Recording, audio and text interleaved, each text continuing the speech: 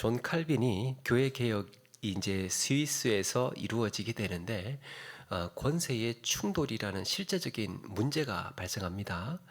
우리 지난 시간에 나눴던 내용이 뭡니까? 종교 개혁이라는 게 단순히 로마 가톨릭 교회에서 벗어나는 정도가 아니고 그 어떤 한 나라의 정치적인 독립까지 같이 이루어진다고 했죠. 그래서 각 나라는 가톨릭 교회의 영향에서 벗어나기 위해서 독립운동을 하고 전쟁까지 치르기도 합니다. 종교 개혁을 하기 위해서. 이 종교 개혁은 그래서 독립운동과 맞물려 있는 경우가 많습니다. 그리고 이런 가톨릭 영향에서 벗어나면 어떤 부수적인 이익이 있습니까? 교황의 간섭에서 벗어나다 보니까 왕권이 강화가 될 것이고 또 왕권 국가가 아니어도 주권 국가가 되는 겁니다. 그들이 이제 축적해온 교회라든지 수도원들의 이 재산을 국가 소유로 할 수 있게 됩니다. 그리고 로마 가톨릭으로 흘러가던 막대한 자금을 국가로 돌릴 수 있게 되는데 이걸 이제 중앙 집권에 유리하게 되죠. 로마 가톨릭 교황청에서 나라가 벗어나게 되면 여러 가지 얻는 혜택이며 유익이 많습니다. 이런 배경 속에서 이제 제네바에서 일어났던 권력의 충돌을 들여다보겠습니다.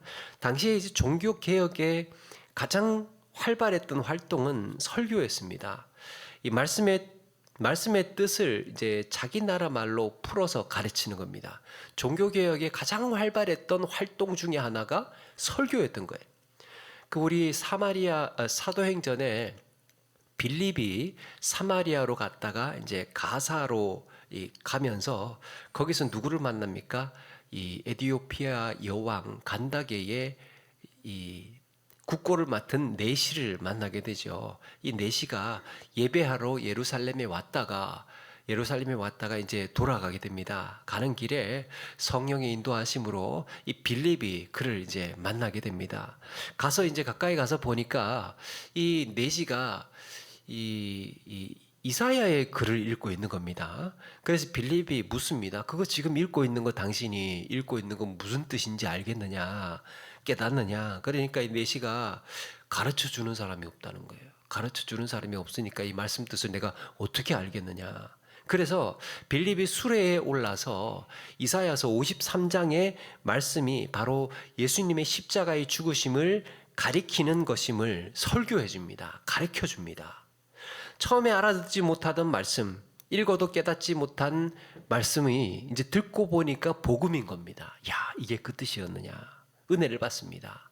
간다게의 내시가 은혜를 받고 빌립에게 나중에는 세례도 받습니다. 아, 여기 물이 있는데 그럼 나 세례해 주실 수 있느냐? 그렇게 해서 세례를 받게 됩니다. 그런데 당시 가톨릭 교회에는 이런 말씀을 풀어서 가르쳐 주는 게 없었던 거예요. 설교라는 게 없었습니다. 가톨릭 미사의 중심은 빵과 포도주로 예수님의 살과 피를 나누는 성찬이 핵심입니다. 이때 이제 빵과 포도주가 이걸 받게 되면 입에 닿는 순간, 목으로 넘어가는 순간 빵은 예수님의 살로 변하고 그 포도주는 예수님의 피로 변하는 기적이 일어난다고 가르칩니다. 이걸 화채설이라고 하죠. 참고로 개신교는 영적 임재설입니다. 떡과 잔을 나누는 가운데 예수 그리스도께서 영적으로 그 자리에 임재하신다. 그래서 그 은혜를 누리는 거죠. 그리스도의 영적인 임재. 그렇게 이제 가톨릭에서 성찬은 미사의 핵심이고, 그리고 개혁가들에게 설교는 예배의 핵심이었던 겁니다. 특별히 비례라고 하는 사람이 있습니다. 넘어가서 비례라는 사람은 이제 프랑스 전역을 돌면서 말씀을 잘 풀어서 가르치는 연설가, 설교가였습니다. 그래서 이게 엄청난 파장, 엄청난 파격, 막 이런 열광, 이런 것들을 이제 가지고 온 겁니다. 그동안 설교를 알기 쉽게 자기 나라 말로 풀어서 가르쳐 준 경우가 없었거든요. 그런 일이 없었습니다. 그런데 비례 같은 사람이 가는 곳마다 하나님의 말씀을 전할 테니까 설명해 줄 테니까 한번 들어보라고. 그러니까 뭐 어마어마한 사람들이 막 수백 명, 수천 명의 사람들이 확 모여듭니다. 이게 이제 입소문 나기 시작을 하는 겁니다. 야, 그 비례라는 사람 이야기를 한번 들어보니까 기가 막히게 하나님의 말씀을 설명해 주더라, 설교해 주더라, 가르쳐 주더라. 그러니까 여기에서 막 입소문이 여기저기에서 막 퍼져나가기 시작하고, 야, 그게 그런 뜻이었냐? 하나님의 은혜가 그런 것이었느냐? 그러면서 사람들이 막 환호하고 열광을 했다고 합니다. 가뜩이나 이제 성경을 그 당시에 이제 성경이 번역되기 시작을 하잖아요. 자기 나라 말로 번역되기 시작을 하고 이제 막 성경을 읽기 시작을 하니까 궁금한 거예요. 자기 나라 말로 성경을 읽기 시작하니까 그걸 쉽게 풀어서 가르쳐 주니까, 야, 이게 막 갑갑했던 것이, 답답했던 것이 확 풀리기 시작을 하는 겁니다. 야, 그게 그런 뜻이었구나. 야, 그게 하나님의 은혜였구나. 이런 것들을 풀어서 설명을 해주고 하니까 깨닫기 시작을 하는 거예요. 얼마나 열광을 하고 얼마나 환호를 하겠습니까? 그렇게 이제 이 비레라는 사람, 뭐 파렐이라는 사람, 이런 사람들이, 이 그런 설교가들이 여기저기에서 저렇게 다니면서 설교를 하고 말씀을 선포하고 그러니까 정말 막 회심하는 일들이 일어나고요. 그 우리 예수님 오실 당시에 누가 있었습니까? 세례 요한이 있었죠. 세례 요한이 막 깨달으라 그러고 회개하라고 하고, 그러니까 사람들이 거기에 막 감동을 받고 선포하는 말씀에 거기에 막 도전을 받고 충격을 받고 그러면서 막 그 개혁 같은 것들이, 이 사람들이 막 뒤집어지고 회개하고 세례받고 이런 일들이 일어나지 않습니까? 종교개혁 당시에 그와 유사한 일이 지금 벌어지고 있는 겁니다. 자, 이런 사람들이 이제 그 박해를 피해서 제네바라는 곳으로 오게 됩니다. 스위스 제네바라는 곳으로 와서 여기서 여기는 이제 안전하니까, 여기는 설교를 하는 것이 허락이 되니까 또 뭐가 있습니까? 종교적인 독립을 했죠. 그러면 교회 가서 설교를 할 수 있게 된 거예요. 가톨릭 교회가 이제 제네바 시의회의 소유가 된 거잖아요. 그러니까 교회 가서 사역을 할 수가 있게 된 겁니다. 스위스에서는. 그렇게 해서 설교 사역을 하고 있는데 마침 칼빈이 그곳을 지나게 되고 밤새도록 설득을 하면서 제네바에서 사역하게 됩니다. 그 막 손들고 막 협박하고 있는 사람 기욤파레리고 앉아서 겁먹고 이렇게 하고 있는 사람이 칼빈인데, 저 그림이 있더라고요. 그 찾았는데 그만큼 이제 막 그 위협을 하고 협박을 하고, 당신 여기 제네바에 안 나오면 하나님께서 당신 저주할 거야 막 이러면서 막 협박을 하면서 그렇게 이제 칼빈을 설득시켰습니다. 나중에는 놀라고 생각도 없었는데 칼빈이 이야기를 계속해서 듣다가 마음이 열리기 시작하고, 아, 그래, 하나님께서 나를 여기에 머물라고 하시는 뜻인가 보다. 그래서 제네바에서 사역을 하게 됩니다. 사실 이 칼빈이 그 설교를 막 이렇게 웅변가처럼, 막 그 비레라는 사람처럼 웅변가처럼 그렇게 설교를 뜨겁게 열심히 잘하고 막 이렇게 그 웅변가였는지는 알 수가 없습니다. 설교한 이야기가 그렇게 했는지 알 수 없는데, 오히려 약간 이렇게 내향적이고 학자적이고 연구하는 사람이고 이런 칼빈이었던 것 같아요. 그런데 이 칼빈이 가진 달란트가 기록에 남아있죠. 칼빈이 가진 달란트가 탁월한 인문학 실력을 가지고 있었고, 법학을 전공했고 신학을 전공하고, 그러니까 준비된 일꾼인 겁니다. 종교 개혁을 하기 위해서. 어떤 개혁입니까? 교회 조직을 어떻게 할 것인가? 개혁된 조직을 어떻게 할 것인가? 어떤 직분을 세울 것인가? 그리고 뭐 신학적인 문제, 교리적인 문제, 또 이걸 또 삶의 문제로 어떻게 풀어갈 것인가? 이런 해답을 정리해 줄 수 있는 가장 특화된 사람이 칼빈이었다는 겁니다. 그래서 칼빈이 그 역할을 하게 되는데요. 그래서 이 칼빈이 제네바로 간 지 몇 달 만에 그 교회 조직과 제네바 예배에 관한 연구라는 보고서를, 이게 중요합니다. 교회의 조직과 제네바 예배에 관한 연구. 여기 제네바만 빼면 교회 조직과 예배에 관한 연구를 본격적으로 처음 연구해서 보고서를 제출을 하는 겁니다. 개신교는 이렇게 되어야 한다. 이걸 연구해서 만들어낸 거예요. 그 전까지는 이런 게 존재하지가 않았습니다. 개신교라는 게 개신교가 예배는 어떻게 해야 하고 조직은 어떻게 해야, 직분은 어떻게 하고 이런 게 전혀 존재하지가 않았습니다. 그런데 칼빈이 여기서 교회 조직은 새롭게 세워지는 우리 개신교 조직은 어떻게 해야 하고 예배는 어떻게 해야 하고 이런 것들에 대해서 연구하고 보고서를 해서 시의회에다가 제출합니다. 이상하지 않습니까? 교회 예배 어떻게 할 것인가를 시의회에다가 제출을 해요. 이 칼빈이 제네바에 왔을 때가 1536년 7월이었는데 이듬해인 37년 1월에 이 보고서를 제출을 합니다. 근데 당시만 해도 개신교가 뭔지 규례, 질서, 예배 모본 하나도 없던 때였습니다. 그리고 또 한 가지,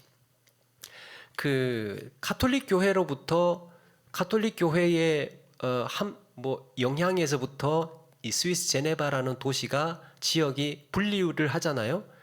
이 독립을 하잖아요. 그러면 종교적인 독립만 한 것이 아니고 정치적으로도 독립을 했습니다. 그런데 이번에는 어떤 게 문제가 되느냐 하면, 이번에는 제네바 시민정부하고, 그러니까 제네바의 행정기관, 행정통치기관이랑 개신교가 분리가 되지 않은 거예요. 이렇게 가톨릭으로 분리해 왔지만 종교와 정치가 하나의 패키지로 이렇게 넘어온 것이지, 이제는 가톨릭과 제네바와 개신교가 분리가 되지를 않은 겁니다. 같이 어울려 있는 겁니다. 그래서 칼빈이 예배 연구 보고서를 작성을 해서 시의회에다가 낸 겁니다. 이거 우리 이렇게 할 거다, 이렇게 한 겁니다. 허락을 받는 겁니다. 아직 분리가 안 됐기 때문에.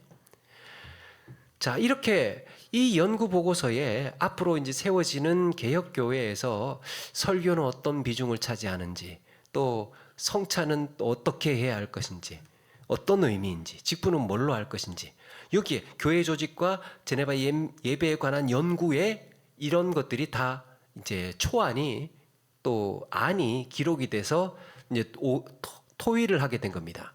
그리고 교육은 어떻게 할 것인지, 교회의 거룩성을 지키기 위해서 권징은 어떻게 할 것인지, 이런 칠인 또 어떻게 할 것인지, 이런 내용들이 오직 성경에 근거해서 연구되어 있는 겁니다. 그러니까 이 자료가 얼마나 중요하겠습니까? 보니까요, 이름은 아까 찾아왔는데, 제네바에 있는 국가 기록물 보관소에 여기에 보관되어 있더라고요.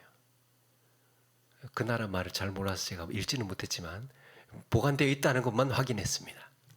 자, 그렇게 해서 이 연구 보고서에 나온 안건들이 이제 몇 가지를 소개를 해주면, 사실 루터가 비텐베르크 성당의 교회에 95개조 반박문, 기독교 면죄부에 잘못된 것, 또 이런저런 잘못된 것들에 대해서 이렇게 반박문을 써서 붙인 것을 종교개혁의 시작이라고 합니다. 1517년에. 그걸 이제 종교개혁의 시작이라고 하지만, 사실 이렇게 엄밀히 보면 루터가 그날 95개조 반박문을 붙인 것은 종교개혁의 신호탄입니다. 자, 이때부터 종교개혁이 시작되었다라는 신호탄이라고는 할 수 있는데, 지금 이 칼빈이 교회 조직과 예배에 관한 연구, 이제 앞으로 예배는 어떻게 해야 하고 설교는 무엇이고 성찬은 어떤 것이고, 이런 것들에 대해서 면밀히 연구해서 작성을 하기 시작을 한다는 건 뭡니까? 진짜 개혁이 시작이 된 거죠. 실제적인 개혁이. 그래서 거기에 나온 연구들 몇 가지 이렇게 보면요, 성찬에 관한, 첫 번째가 성찬에 관한 문제입니다. 이 개혁교회가 교회임에도 불구하고 중요한 표지가 뭡니까? 개혁교회임에도 불구하고 정말 교회에 반드시 있어야 하는 것이 뭔가라고 했을 때, 칼빈은 두 가지를 꼽았습니다. 교회에는 반드시 이 두 가지가 있어야 교회다. 우리 어떤 건물에 보면 건물 앞에 표지판 같은 거 있지 않습니까? 정부면 정부, 소방서면 소방서, 이렇게 표지가 있지 않습니까? 교회도 그런 상징이 되는 표지가 있는데 두 가지가 있다는 거예요. 이 두 가지가 있어야 교회라고 이야기할 수 있다는 겁니다. 뭐가 있어야 되느냐? 하나는 설교가 있어야 된다. 교회는 정말 원론적인 이야기 아닙니까? 말씀의 진정한 전파, 성경대로 말씀을 가르치는 정당한 설교가 하나 있어요. 그게 교회라는 것을 증명해 주는 거다. 또 한 가지는 성례입니다. 성례가 뭡니까? 성찬과 세례죠. 교회에서는 성찬과 세례가 있어야 교회다. 그러니까 설교와 성례 이 두 가지가 반드시 있어야 교회라고 할 수 있다. 그렇게 이제 정의를 한 겁니다. 그러니까 이 성찬이 얼마나 이제 중요합니까?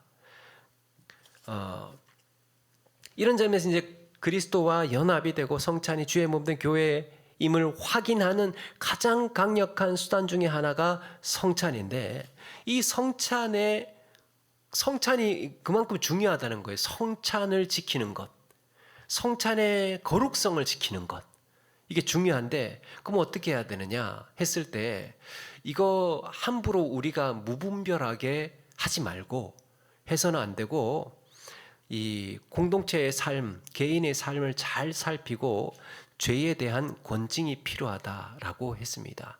그러니까 성찬과 권징은 하나의 패키지인 거예요. 성찬을 막을 수 있는 방법. 당신 만약에 이제 뭔가 죄를 지었단 말이에요. 회개하지 않았단 말이에요. 그러니까 교회에서 당신은 성찬을 좀 잠시 중단해야 됩니다 하는 권한이 있어야 할 거 아닙니까? 그게 권징인 거예요. 성찬을 중지시킬 수 있는 게 수찬정지입니다. 수찬정지. 그리고 우리 그 권징 중에 뭐 6개월 수찬정지, 1년 수찬정지 이런 게 권징 중에 징계 중에 있습니다. 자, 그래서 성찬과 교회의 권징이 이렇게 서로 연결되어서 엄격하게 관리를 하려고 한 겁니다. 그래서 제가 그 성찬할 때 마음에 거리낌이 있거나 이런 분은 성찬에 참여하지 마시기 바랍니다. 이런 이제 제가 멘트를 하지 않습니까? 그게 여기서부터 나온 근거가 있는 겁니다. 이 성찬의 거룩성, 정말 신실하고 성결하게 자기의 몸을 분별해서 이 한 주 동안 잘 살아온 신앙생활을 신실하게 해온 사람들만이 성찬에 참여할 수 있어야 한다. 회개하고 난 다음에 그래야 한다라고, 이거 성찬을 잘 관리해야 한다 하는 그게 있었습니다. 그래서 이 칼빈이요, 그렇게 하려면 성찬을 어떻게 하면 좋겠습니까? 얼마 만에 한 번씩 하면 좋겠습니까? 그렇게 하려면 매주 하면 좋겠죠. 사실상 매주 하면 그리스도인의 거룩성, 교회의 거룩성을 잘 지켜나갈 거 아닙니까? 그런데 이 매주 하면 좋겠다라고 했습니다. 처음에는 좋겠는데, 제네바의 그 현실을 고려해서, 어떤 현실을 고려했는지 모르겠지만 고려해서 한 달에 한 번 정도는 하자라고 제안을 했습니다. 한 달에 한 번 정도, 매월 한 번씩은 하자, 기념 또 상징으로. 그렇게 했는데 이제 시의회가 거절을 했습니다. 그것도 많다, 1년에 4번으로 하자, 이렇게 된 겁니다. 물론 이제 시의회에 우리는 제네바 시의회에 저촉받고 있지는 않기 때문에 5번 해도 되고 10번 해도 됩니다. 자, 이렇게 해서 그렇게 이제 성찬 문제가 제안을 했고 4번으로 하자고 정해졌고, 또 두 번째 어떤 게 있느냐 하면 시편 찬송이라는 게 있습니다. 시편 찬송. 가톨릭 교회에서는요, 지금은 모르겠습니다만 그 당시에는 일반 신자들이 찬송을 부르지 않았다고 그래요. 일반 신자들, 평신도들은 찬송이라는 게 없었어요. 찬송은 누가 하느냐? 성직자들이 하는 겁니다. 그것도 그 수도사들이나 사제들이 그 성가를 부르는데, 성가를 부르는 그룹이 따로 있습니다. 이걸 성가대라고 합니다. 성가를 부르는 그룹이 원래 따로 있었어요. 그래서 그레고리오 성가라는 것을 이전에 불렀다고 합니다. 그래서 따로 불러서 하는 성가대, 혹시 서운해 하실지 모르겠는데 혹시 계시면, 그래서 이게 그 가톨릭 교회에서 원래 그렇게 그 수도사들 또 신부들이 따로 성가를 구부여를 해서 불러왔었던 거예요. 그러니까 평신도 회중은 찬양이 없었던 거죠. 그러니까 이제 개혁을 어떻게 하느냐? 회중이 같이 찬양을 하자로 개혁이 된 거예요. 찬양은 구별된 누군가만 하는 것이 아니고 모두가 회중 전체가 하나님을 찬양하는 예배여야 한다라고 개혁을 한 겁니다. 특별히 이제 그러면 뭐를 부를 건가? 뭐를 불러야 되느냐? 성경에 있지 않느냐? 시편이 다 시와 노래인데 시편이. 그래서 시편 찬송이 시작된 겁니다. 이제 거기에 그 곡조를 붙여서 부르자고 한 겁니다. 시편 찬양에 음을 붙여서 곡조를 붙여서 찬양을 하게 된 겁니다. 그러니까 설교가 뭡니까? 설교 하나님의 말씀이죠. 하나님께서 설교자의 입을 통해서 영적인 표현으로 하나님께 설교자의 입을 통해서 회중들에게 말씀하시는 것이라고 한다면 찬송은 회중들의 화답이 하는 거예요. 아멘, 찬양 이런 것들이 다 회중 전체가 하나의 목소리로 하나님께 응답하고 하나님을 찬양하는 반응이잖아요. 그러니까 얼마나 예배의 두 가지 요소가 중요합니까? 찬양과 설교, 하나님의 말씀과 찬양, 함께 부르는 찬양. 이 두 가지가 얼마나 중요합니까? 그래서 찬양을 적극적으로 기쁨으로 그냥 이렇게 찬양할 때 이렇게 가만히 있는 게 예배가 아니에요. 그거는 예배가 아니에요. 우리의 입을 벌려서 소리를 내어서 그렇게 찬양을 하는 것이 예배다. 그게 예배다.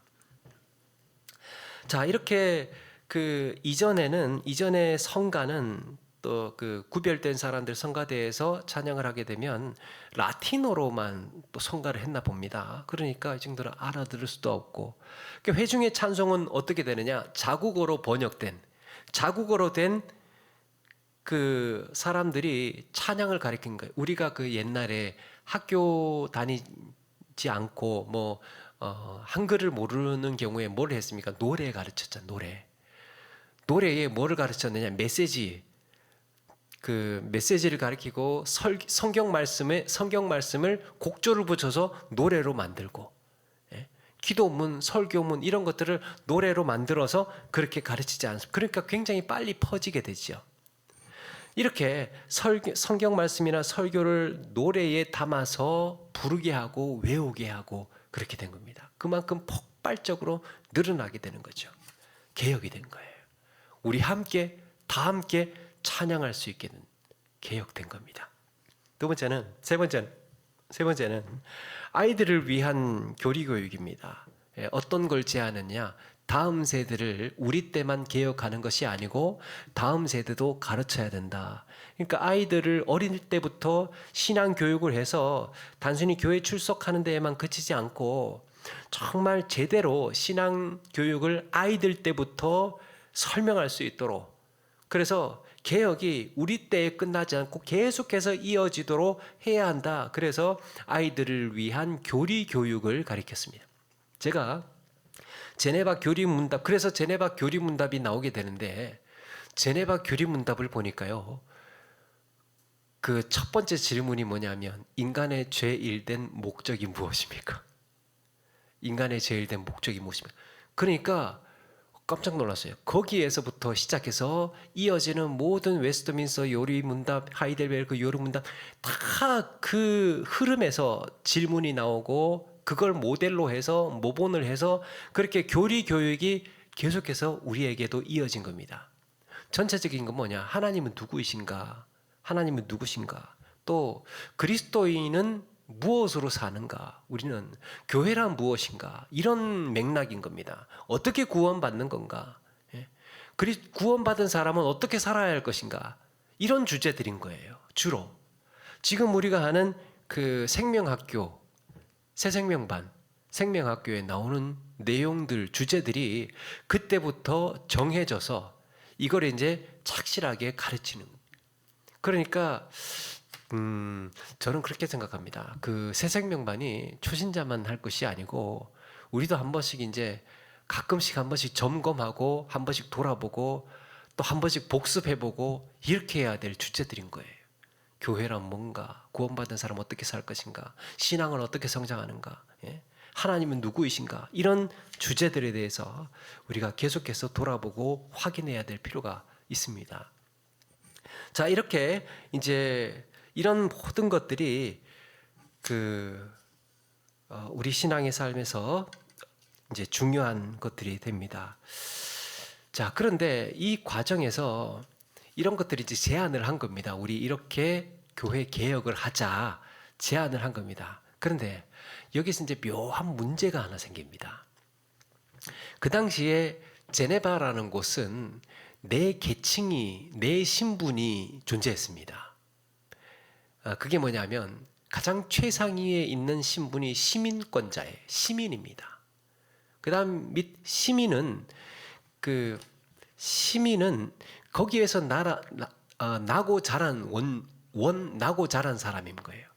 그러니까 나고 자란 사람이 이제 정치할 수 있는 권한도 있고 그 자격이 있는 거죠. 가장 센 정치에 참여할 수 있는, 의회에 참여할 수 있는, 총회에 들어갈 수 있는 이런 자격이 있는 거. 그 다음에 부르주아라는 고다음 그림입니다. 부르주아라는 계급이 있습니다. 부르주아 많이 들어보셨죠? 이 부르주아는 뭐냐면 시민권을 획득한 사람입니다. 시민권을 얻은 사람. 그 다음에 세 번째는 그냥 주민입니다. 주민은 그냥 거주민이라고 생각합니다. 그냥 정치에는 참여하지 못하고 그냥 거주해 주는 거는 허락을 할게. 영주권 이런 비슷한 거라고 해야 될까요? 이렇게 거주민이 있고, 그 다음에 토착민은 그냥 그 원주민하고는 좀 다른, 그냥 이렇게 거기에서 그냥 사는 사람, 정치권도 없고 그냥 사는 사람, 가장 하층민, 이렇게 이제 구별이 되어 있습니다. 그런데 그러면 이제 제네바 시의회라고 한다면 제네바 시의회가 누구들이 모여 있겠습니까? 시민들이 모여 있겠죠. 시민들 중에서 대표되는 사람들이 모여 있을 거 아닙니까? 시민권자들이 모여 있는 거예요. 그런데 칼빈은 프랑스 이방인입니다. 그러니까 외국 사람인 거예요. 한마디로 시민권자도 아니고 아무것도 아닌 거예요. 이 사람은 부르주아도 아닙니다. 그냥 정치 참여할 수 있는 발언권 있는 사람도 아니고 당신 목사니까 와서 한번 얘기 한번 해봐. 우리 개혁 어떻게 하면 돼? 이렇게 된 겁니다. 그냥 거주자예요. 거주자. 좀 살아도 돼. 이 정도입니다. 그런데 교회 조직과 제네바 예배에 관한 연구 보고서에 칼빈이 신앙 고백도 해야 되고 회개하지 않으면 성찬도 할 수 없고, 그러니까 시의회에서 시의원들이 듣기에는 좀 불편한 게 있는 겁니다. 그 사람이 살다가 좀 이렇게 좀 꺼리끼는 일도 있고, 응? 아니 어떻게 그 완전 무결하게 천사처럼 살아? 이게 속마음으로 그들을 좀 읽어본다면 좀 가끔 좀 죄도 좀 짓고 하지. 그런데 그것 가지고 시민권자인 나를 성찬을 하지 말라고 그래? 이렇게 된 겁니다. 시민권자가 듣기에는 이게 좀 외국인이 들어와 가지고 지금 이래라 저래라 하니까 이게 마음에 안 드는 겁니다. 그래서 제네바 시의회는 뭐를 주장하느냐 하면 아니다. 시민권자면 누구든지 성찬에 참여해야 된다라고 주장을 한 겁니다. 우리 제네바 시민권자이면 누구든 성찬에 그것도 약간 어떻게 보면 보기 좋고 듣기 좋은 이야기로 보이지만 거기에 그런 이제 내막이 있는 겁니다. 그래야 함부로 신학자들, 함부로 목사에게 휘두를 수 있거든요. 그러니까 약간 권위적인 우위를 취하고 싶은 겁니다. 칼빈은 칼빈은 입장은 뭐냐 하면 시민권이고 뭐고 다 좋은데 성찬을 주장하는 가장 근본적인 이유가 뭐냐 하면 교회의 거룩성을 지키기 위한 중요한 표지이기 때문인 거예요. 왜 성찬을 그렇게 권진과 같이 하나로 하게 되느냐? 교회의 거룩성을 지켜야 하기 때문에 성찬의 거룩성을 지켜야 된다라는 논리입니다. 칼빈이 하려고 했던 것은. 그런데 제네바 시의회는 시민권자면 누구든지 성찬 참여할 수 있어야 한다. 자격이 있어야 한다. 이게 자격으로 본 겁니다. 자, 그 거룩성을 지키는 중요한 표지로 볼 것이냐, 아니면 제네바 시민권자면 누구든 참여할 수 있는 자격으로 볼 것이냐, 이걸 가지고 싸우기 시작을 합니다. 그러니까 성례라기보다는 시민의례라는 거죠. 시민의례, 국민의례처럼 우리는 이걸 해야 시민권자다, 우리는 성찬을 해야 제네바 시민권자다라고 정하고 싶은 겁니다. 그들은. 근데 칼빈은 이걸 가지고 싸우는 겁니다. 안 된다. 그러려면 이건 개혁이 아니고, 이건 개혁되는 게 교회가 개혁되는 게 아니고 가톨릭 교회의 권위를 그대로 제네바 시의회로 그대로 옮겨온 것뿐이지, 교회가 따로 이렇게 그 교회의 거룩성을 지키기 위해서 개혁을 한 것이라고 할 수 없다. 이렇게 이제 저항을 하면서 굴복하지 않습니다. 물러서지를 않아요, 칼빈이. 칼빈도 있고 뭐 파렐도 있고 한데, 나중에는 이제 이게 불거집니다. 문제가 불거집니다. 그래서 네가 뭔데 성찬을 하라 말아야, 칼빈에게. 쉽게 말하면 네가 뭔데라고는 안 했겠지만 말하자면 이제 그렇게 된 겁니다. 그래서 이 제네바 개혁의 과정에서 종교와 교회와 개신교와 정치가 이제 또 부딪힌 거예요. 그런 문제로. 그래서 핵심은 성찬의 참여를 교회가 결정할 것인가, 참여해야 될지 말아야 될지를 교회가 정할 것인가, 아니면 시민이 결정할 것인가 하는 문제가 불거진 겁니다. 지금 우리가 생각하기에는 진짜 그랬구나 라고 생각하지만, 그때 그 상황에서는 이 칼자루를 쥐고 있다고 그래야 되나요? 힘을 가지고 있는 쪽이 제네바 시의회이다 보니까 그렇게 이제 압도할 수 있는 분위기, 환경이었던 거죠. 제네바 시의회는 그 권리를 자신들이 쥐고 싶어 했고, 칼빈을 비롯한 목사들은 교회가 가져야 한다고 주장을 했습니다. 굽히지는 않습니다. 또 한 가지 재밌는 게 있습니다. 장로를 세우잖아요. 장로를 세우는데 장로를 어디서 세워야 할까요? 시의회가 선출을 합니다. 장로를 시의회가 선출을 해서 교회로 파송을 하는 걸로 주장을 해요. 시의회가 선출을 하고 취임식도 의회에서 취임식을 합니다. 제네바 시의회에서. 희한하죠? 이게 가톨릭 시대의 이 폐단이 그대로, 그 구조가 그대로 연결되어 오고 있는 거예요. 뭡니까? 정치적인 수단으로 자기 사람을 교회에 꼽는 거예요. 자기 사람을 앉히는 겁니다. 우리 지난 시간에 계속 해오지 않았습니까? 그럼 권력의 그늘 아래에서 자기 영주에 있는 귀족을 갖다가 제네바에 갖다가 주교로 앉히고, 뭐 어디에 주교로 앉히고, 그렇게 해서 왕권을 다스리도록 하고, 그렇게 해서 정치적인 영향을 행사하고, 그렇게 해서 통치하는 거 아닙니까? 그걸 지금 제네바가 구조가 그대로 이어지고 있는 겁니다. 이런 것들이 이제 시의회가 교회를 장악하려는 의도가 그대로 있었던 겁니다. 그런데 칼빈은 이런 것들에 대해서 교회의 직분 아닙니까? 교회의 직분은 누가 세우는 겁니까? 교회의 직분은, 우리 신앙의 고백적으로 이야기를 한다면 교회의 직분은 사람이 세우는 것이 아니고, 사람이 제비를 뽑고 사람이 선출을 하는 것이지만, 사실 우리가 뭘 합니까? 기도하는 가운데 하잖아요. 기도하는 가운데 하나님 일꾼 세워주십시오, 일꾼 세워주세요 라고 해서, 그렇게 해서 세워지는 게 교회의 직분 아닙니까? 그러니까 목사도 마찬가지지만 권사도 마찬가지, 장로도 마찬가지, 집사도 마찬가지, 모두가 하나님께서 세우신 일꾼인 겁니다. 그러면 하나님께서 세우신 일꾼이면 교회가 세워야 하는 거죠. 교회의 직분이 이기 때문에 교회가 세워야 하는데도 불구하고, 여기에 이제 시의회가 우리가 선출할게 하고 이제 싸우기 시작을 한 겁니다. 여기서 중요한 게 뭐냐면 권위의 출처가 어디인가 하는 겁니다. 그래서 권위의 충돌인 거예요. 아직 권위가 교회로 완전히 넘어오지 않았다라는 겁니다. 아직 교회의 권위가 완전히 넘어오지 않았다. 제네바 시의회는 그동안 독립을 위해 싸우고 피 흘리고 쟁취한 권한을 당연히 우리가 가져야 한다고 생각을 했고, 칼빈과 같은 파렐 또 목사단들은 교회의 권세의 원천은 하나님의 주권에서 시작되는 것이고 성경이 있어야 한다는 거였습니다. 교회의 모든 제도, 직분, 이런 모든 출처, 모든 근거는 성경 말씀에서부터 그 원리에서부터 시작되어야 한다. 그리고 이 모든 권한은 하나님에게 있다. 이걸 주장하고 싶었던 겁니다. 그게 진정한 성경적인 개혁이라는 거죠. 그래서 지금 우리가 보기에 이게 굉장히 우스꽝스럽고 당연해 보이는 내용인데도 그때는 이게 아무것도 정해진 것이 없었으니까